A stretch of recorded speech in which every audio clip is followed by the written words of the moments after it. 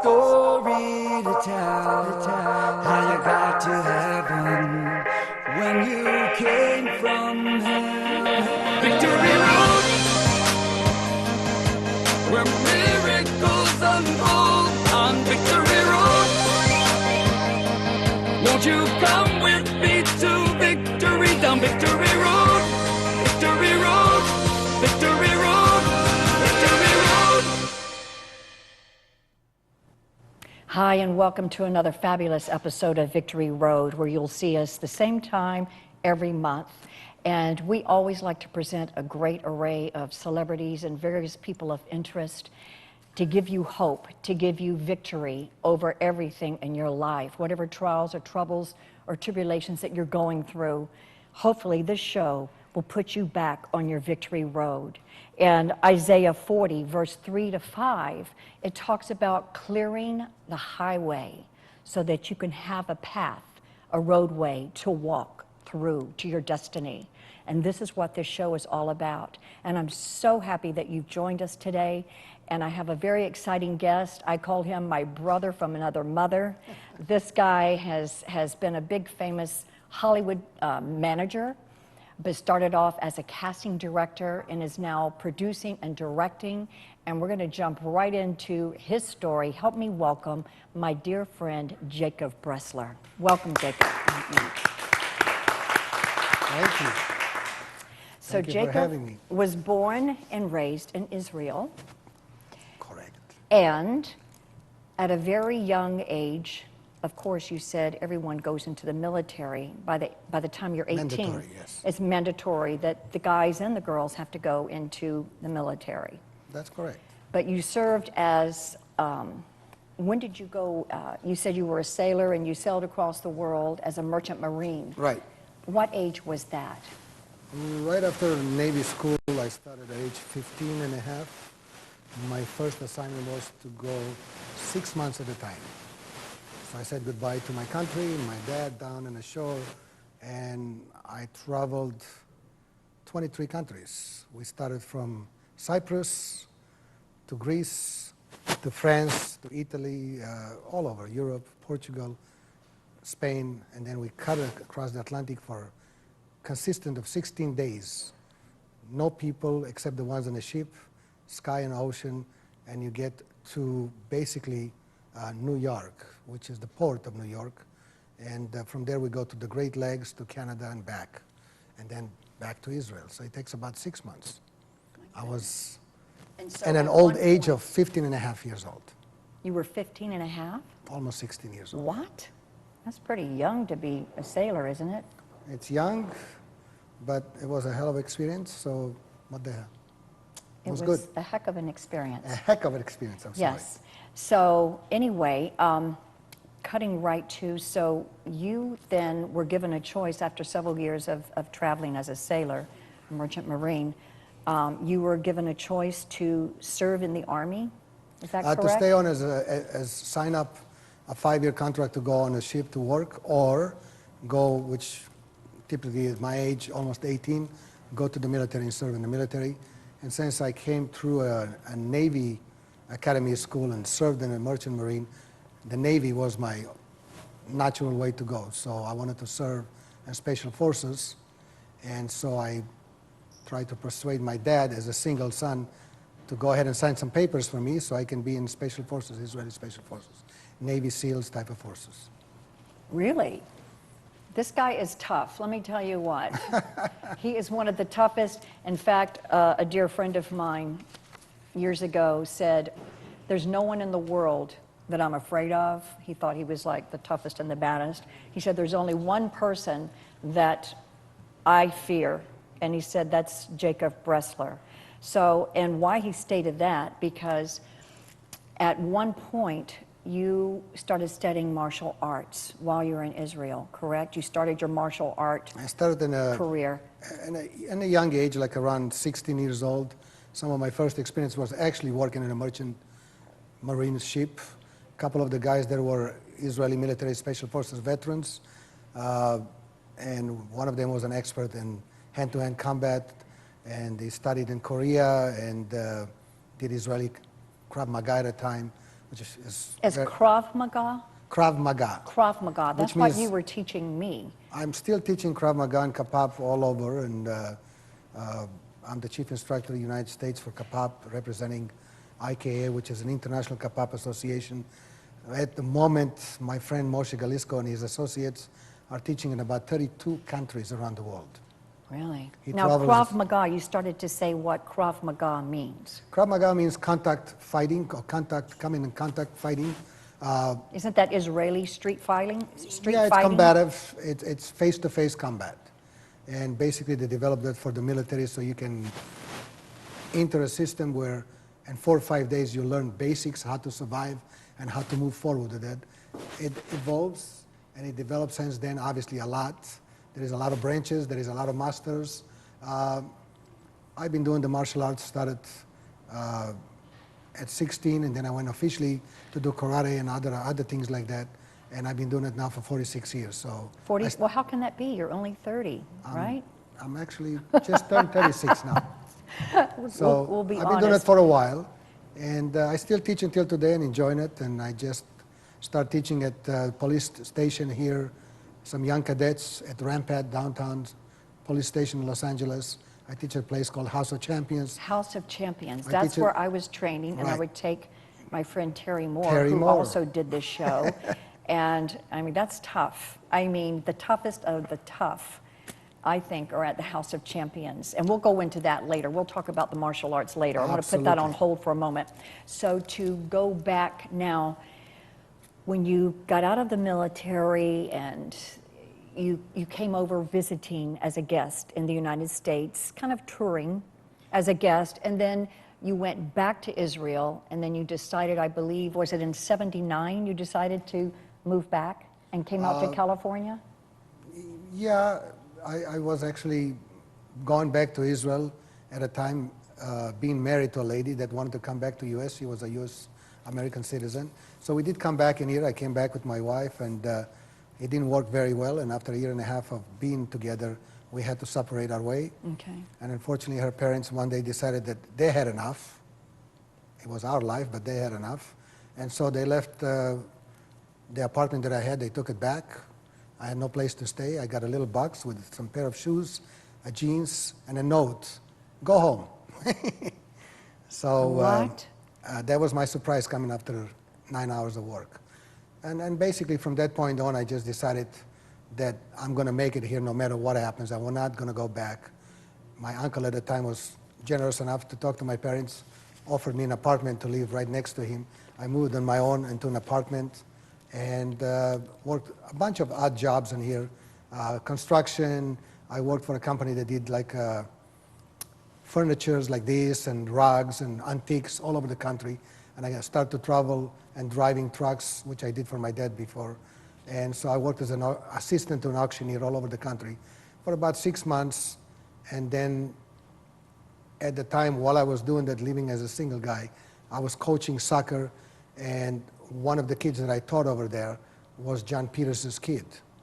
And I met a guy called John Peters. If you don't know who he is, he's a producer of movies like Independence Day. And basically, Barbara Streisand, he did, A Star Is A Star Born. Is Born. He did the produced first that, movie. right? He dated her for 7 years. Barbara Streisand, yes. I got to John redo- Peters is very famous. He's Yeah. very famous. Yeah, still famous. He basically built Bill Smith's career. Together, they made a lot of movies together. Anyways, I did get to meet Barbara Streisand, and for a short period of time, she was wonderful. And I always liked the music, so that was for me a treat. My first big Hollywood celebrity I met, Barbara Streisand. But anyways, from there on, because my background was in doing some artwork and painting and sign painting, he referred me to Burbank Studios and said, go over there, give it a shot, see what you can get. Burbank Studios. Well, it's a union lot, so obviously they told me that there is no place for me there. I have to start somewhere else. And I read an ad in a paper because I was tired of traveling the country, and it was really a slavery type of job. You have to lift a lot and do this. And I had a lot of injuries already in my body. I didn't want to do more than that. I was training in here with Benny the Jet Orquidez, which I'm sure yeah. you're familiar with, a world class and probably pound for pound, the best fighter existing at that time on earth. So I was training with him, seriously, kickboxing, a new way of training. And so I experienced all kind of arts. And I decided to stay here. And so I opened a paper and I saw an ad says, we're looking for extras. Extras. Background for motion pictures. And it was a raining day, and I remember running to that place, and David White was a guy that was running a casting company. And at the time was working for CBS and NBC doing some shows for them.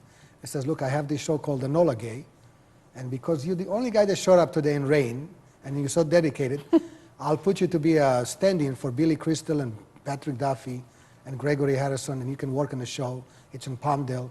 We're going to pay you $32 a day. And for me, $32 a day at the time was like, wow. But I didn't know what I'm going to do. So when I got to the set and I saw how easy it was, you know, when the actor walks out of the chair, I sit there for the lighting. Yeah, why don't you explain what a stand-in is? A stand-in is basically somebody standing in for the stars or the actors in a movie. So they can gauge the lighting. Right, so they can fix the lighting and get the cameras, and some live shows, they do camera movements, so they don't use the star all the time. They use a stand-in that does the same thing after he saw blocking a rehearsal. And then that's how you know in Hollywood that you really made it, when you have your own personal stand-in. Right, absolutely. Okay, go ahead. I just want to clarify or your own photo double or something like that. So it was fun. I got to meet Billy Crystal. He was in the beginning of his career at the time.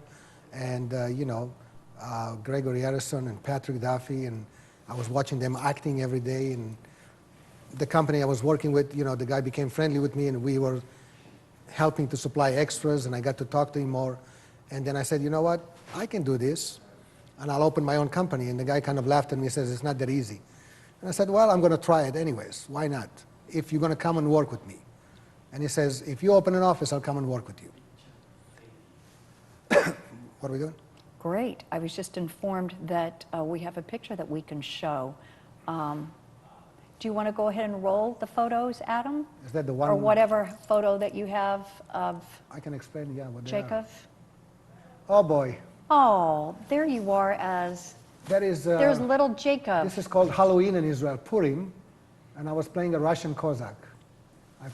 Now, this is what my is bar this? mitzvah with my family. Your bar mitzvah. Yeah, when you're 13 in Israel, you have a bar mitzvah. Right. Oh, no, here This you is are.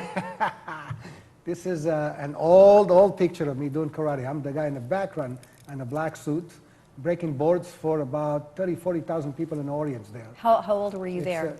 How old was I there? About how old then? Probably about 17 or 18. No, this is current. This is now here with somebody very at the House famous. of Champions? This is in the House of Champions, people that come visit us and train with us. We have Jean LaBelle there. This is back to Israel with my friend that is running now the International Kapap Krav Maga Association on the right side, Moshe Galisco. And we only do two guys that were black there. We always wanted to be different. Now you're going back to the same picture. All right. Anyways. So that's Jacob in the... When I was younger and better looking. Yeah, no. I just take a break. I want to take a break. Hold it right there. We're going to come back and hear the exciting true victory story. I just wanted to give you a little background on Jacob and how he got here, but we're going to talk about the true victory. But we're going to take a break and hear our fabulous Victory Road band, Phil Jones, Cheryl Jones, and Anthony Salerno.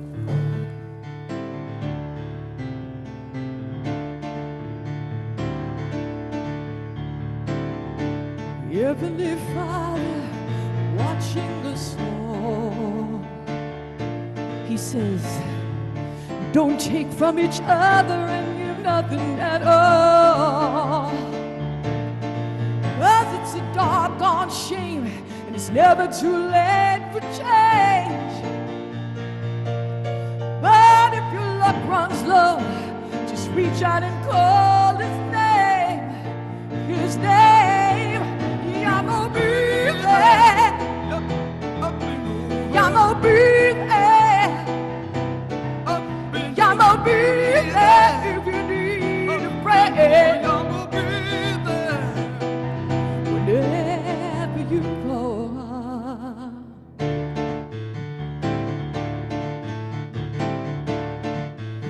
Ooh, never be lonely, lost in the night. running from the darkness, looking for his light. Looking for the light. 'Cause it's a long, long road, leads to a brighter day. Hey, don't let your heart grow cold. Just reach out and call his name. His name, Yamo breathing. Up and over, Yamo breathing. If you need a friend, Yamo breathing. up and over, Yamo breathing. up and over, Yamo breathing. If you need a friend, Yamo breathing. let's reach out and touch him. Yamo breathing. Yamo breathing. Yamo breathing. He will be there for you. Yamo breathing. He'll be there to love you. Yamo, He'll be there to touch you. Yamo breathing. He'll be there to bring you closer to God. Yamo breathing. Yamo breathing. Wow. We are so blessed to have the Victory Road Band with us every month. So jumping right back into your story, since we've got about 10 minutes left, I know it goes really fast, doesn't it? We could speak for hours, but I want to go back to when you first met John Peters. So that was your first year back in California Yeah, it was my first experience just even knowing about in the show mo- mo- business, yeah. John Peters. Right. And Well, that's so- someone great to know. Right, but it didn't really help much, because It the didn't? union people in the lot did not care what John Peters does. They just a union, so for you to break into the union, it's very difficult.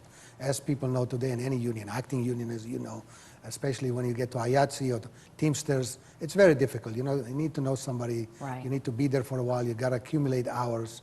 It's not that easy, as people think. Not everybody becomes. Not everybody can jump in the Right. union, by the No, way. it's probably difficult, more difficult than becoming an actor or anything like that. Yeah. A director, anyways. So a few years later, I basically, when I had my company, I decided to open the office. David came in and helped me out, and we did a job, and we did a couple jobs, and then I was sitting there with a lot of people sign up in my office and did not know what to do. And Now, who was David? I'm sorry. David was the guy that gave me my first job. Oh, okay. And he decided that, you know what, it's not fair, he's not really bringing work. He walked away from the company in a good way, and I stayed there with an office now totally green, not knowing what I'm doing, because he was the one bringing most of the jobs. And then when he left, I was like, what I do now? So basically, my little story is that I had a choice, close the office and go back to who knows what. But I decided stubbornly that I'm just going to find somebody who's going to give me a job. Somebody's going to take my people and put them to work.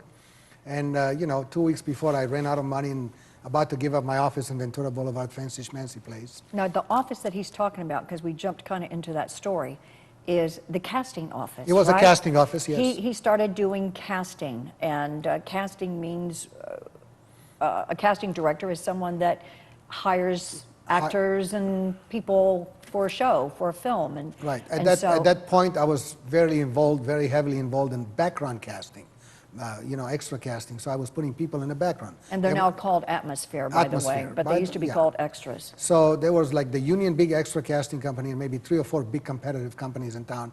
And I was the new boy in town that nobody knew. But I hooked up with one of the person that was a big-time casting director. And since she could not do the job and she didn't have the power of people that I had, I said, for the last 2 weeks I've been eating biscuits in my office and sleeping on a sofa, which was a nice sofa, kind of like this one.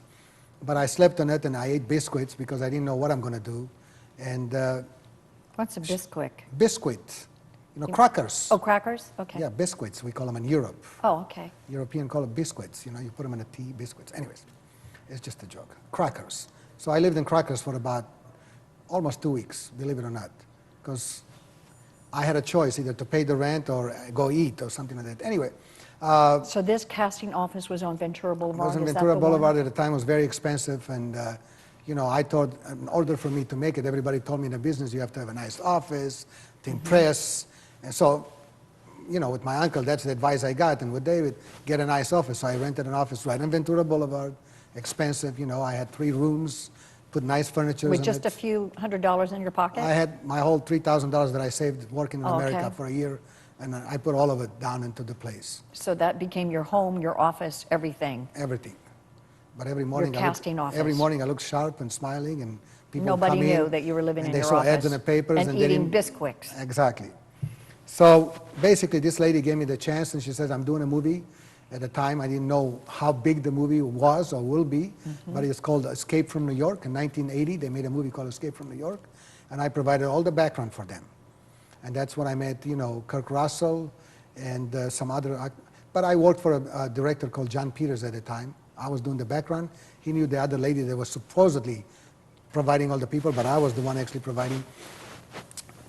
They asked us to do a particular job on the set with helicopters and things like that. With my background in the military, it looked like it was too dangerous for background people to do what they asked us to do. It was like stunt. And now I know because I do it myself, but there was like more stunt work.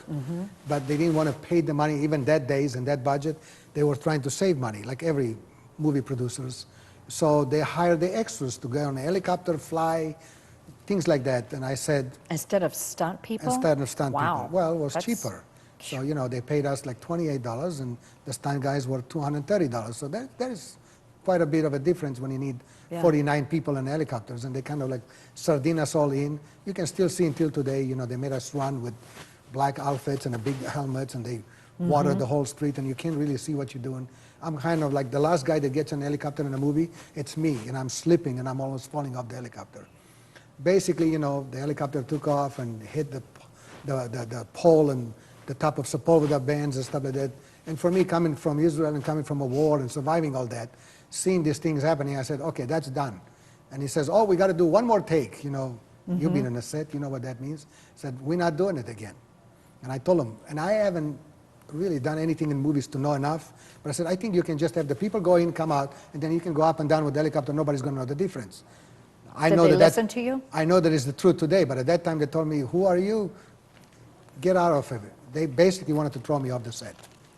And John Carpenter... So that's how the fight, we got 5 minutes left. Right. They basically so I wanted want to throw me out fast forward to your big, so John Peters and you had a disagreement. No, that wasn't John Peters. That was Who was it? the John Carpenter. Oh, Carpenter. The John director with his Carpenter. ADs. Okay. And basically told me, you'll never work out in Hollywood And again. he said you'll never work in Hollywood, but I've been in your Hollywood now for tenacity- 33 years. 33 years, and Right. you've been very successful.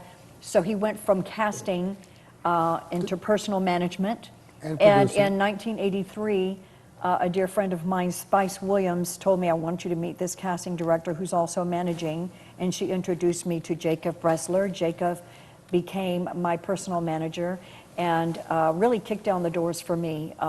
In 1983, that's when I got the regular role on the TV series Mike Hammer. Mickey Mike Spillane's Hammer, Mickey Mike Spillane. Hammer with Stacy Keach, and it had a good 5-year run. But many other jobs. I always worked when Jacob was managing me. He always got me films, and people are like, wow, you work all the time. And I go, I've got the greatest manager in the world. Everybody wanted Jacob Bressler. He knocked down doors. And so anyway, so from management, you From managed, management, I really found out that producing is more my drift, what I like you to do. started producing. 1983, I did a movie called Alien Warrior with my friend Yaakov Bensby, and we haven't Right. stopped since then. I've worked in movies, bigger budget, smaller budget, no budget, student films. I've done my all. I've been probably now at 125 motion pictures so far. Over 600 125? motion pictures and about 600 commercials all over the world. So my road to victory basically is that I prove to people that I could stay here. Didn't know anybody except Didn't know this- anybody, no. I did not know from what side of the camera you're actually looking when you're shooting. And today, I'm a second unit director, I'm DGA qualified, I do a lot of fights, choreography, a lot of stunts, I produce, I direct, I work with people like Andy Garcia, Ray Liotta's of the world. I'm doing a movie coming up in August with Dolph Lundgren. Then, I've worked with Dolph Lundgren? Dolph Lundgren. Okay. I worked, with all action actors, Steven Seagal, Can we, everybody like I didn't that. mean to interrupt, but second unit directing, I just want to kind of explain, because our audience, they're not clear with our Hollywood lingo. Second unit director, Is whatever. stunts, right? They do Stunt the stunts, they're coordinating? coordinating all the action and all the stunts, and they become like the second unit director. They basically direct Right. with the stunt coordinator, which I've done that before too. All the action that the director needs or the film needs for the first time. And you choreograph fights and so forth Choreograph as fights, well. choreograph the stunts, talk to the director, design the fights, design all the action in the movie. I worked a lot as a first AD, which is assistant director, and so I'm familiar basically with now So all a areas. sweet, innocent Israeli boy Do I comes look here. like a sweet innocent? He is sweet. He doesn't want people to know he's soft inside, but he's tough on the outside. What I call it, Eminem. correct. Eminem, he's tough on the outside, but he's got a heart. This guy is a big pussycat inside, but we don't want to blow your image. We want people, nobody's watching anyway, right? Absolutely. Everyone's watching. We just told 120 million people that you're soft, but it's okay. This man has a heart, and the fact that he did not give up when people were telling him, you can't make it, go away, go home, you did not give up. And that's the message I want to give to people that do not listen. If you have a dream, a passion that God has birthed inside of you, you go for it. You stay in there no matter against all odds. Because here he was sleeping on the sofa and rented an office with the last pennies, dollars he had, and now has 33 years later, Thank God. still producing, making it. directing, and lining up movies. And I'm just so happy that you didn't give up, and that with all of your knowledge and all your experience, that you're still going, and God is still blessing you, Jacob. And I'm very just blessed. so proud of you. And I'm so glad that I met Jacob, because he is truly a dear friend. And thank you for joining us today. No, thank you for And I would having me. like to actually close with what I call the RSVP prayer. God told me a while back that the kingdom of heaven is like an event on earth. Anytime you get invited to a nice event, a nice party, a wedding, you have to RSVP, or your name's not written in the guest book, and there's just no reserved seat, and you don't get in. It's that simple.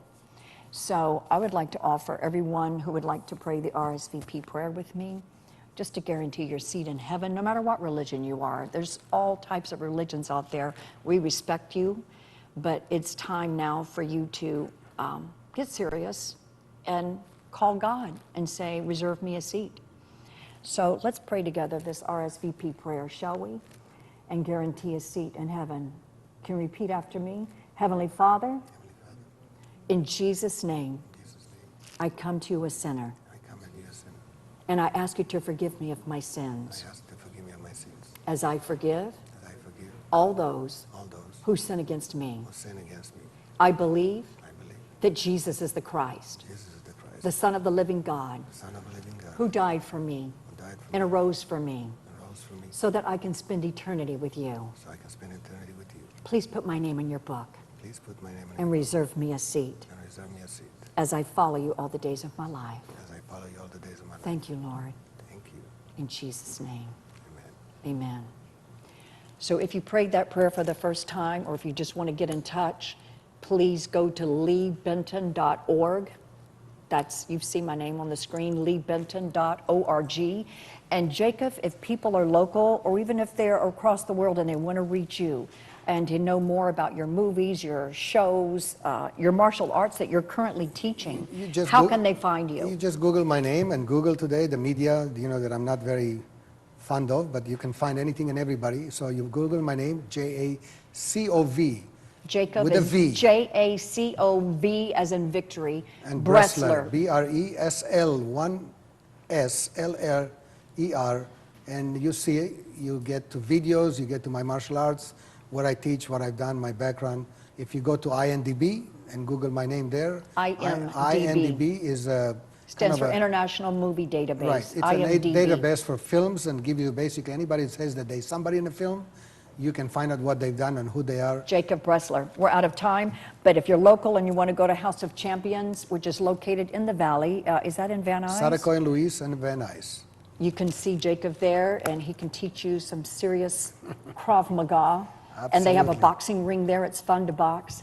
And God bless you, Jacob, and everything that you're doing. And I'm just so happy that you came today. Thank you for taking time out for us. And God bless you as you're on your victory road. Does our Victory Road band want to take us out?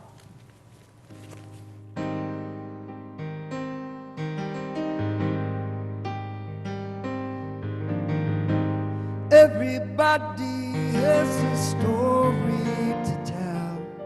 How you got to heaven when you came from hell.